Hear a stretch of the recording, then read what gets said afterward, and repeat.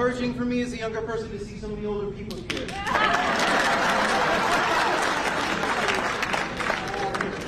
This question, I think, relates to most of the other questions that we've seen. Thank you. Can everybody hear me? I appreciate it. I'm trying to be brief because we're running long. Thank you.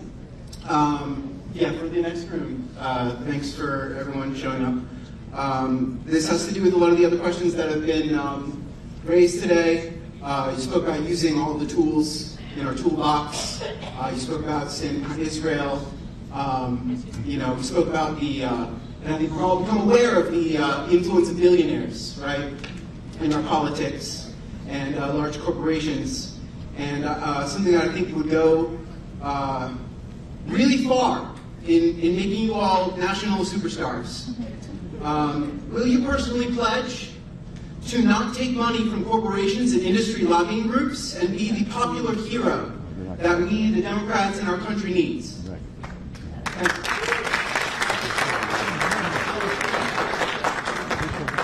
Well, I just follow the campaign finance rules and accept contributions.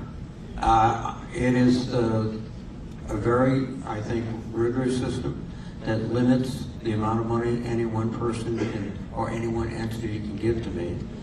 And I've chosen not to take funds from some groups that I think have questions about, and I do that on an individual basis. And the point, though, that Sheldon's made, Gabe's made, and I will try to make now is our system of public financing is broken. The court broke it.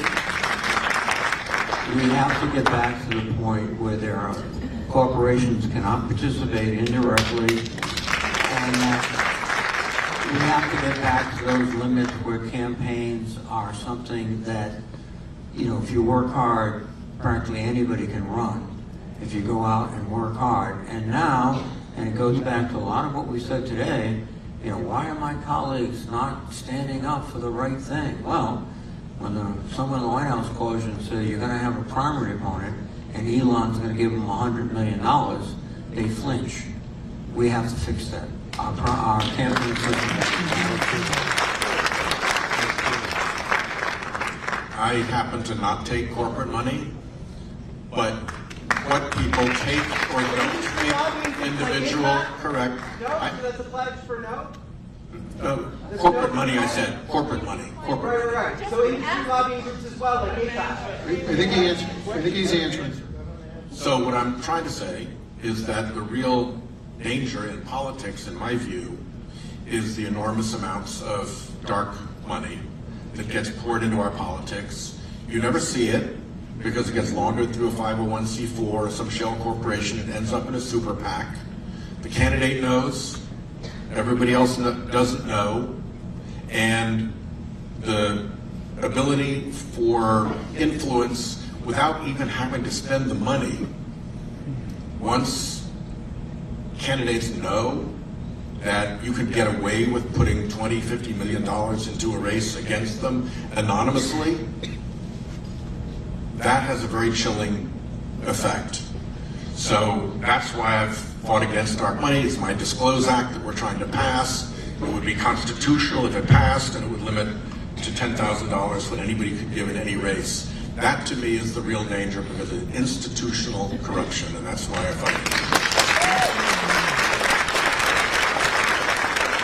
And the only thing I would add there is this. There's great influence of money in politics. I think that is clear. And look, I would say I'm an unusual story of someone who has come to politics.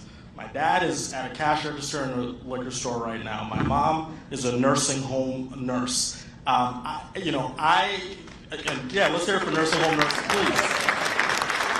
So I can tell her I gave her a shout out tonight.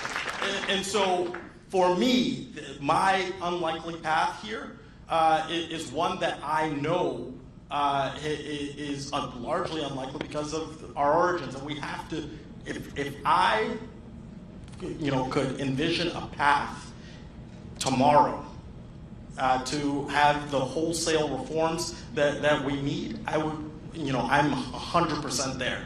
The fact of the matter is there is so much inequity baked into this system that we need to go after, and that is the conversation that we should be having. And that's why it's so important that we take back the reins of government, both in 2026 and 2028, to arrive at that day. And I do think it's something that you can find a clear consensus on in this country.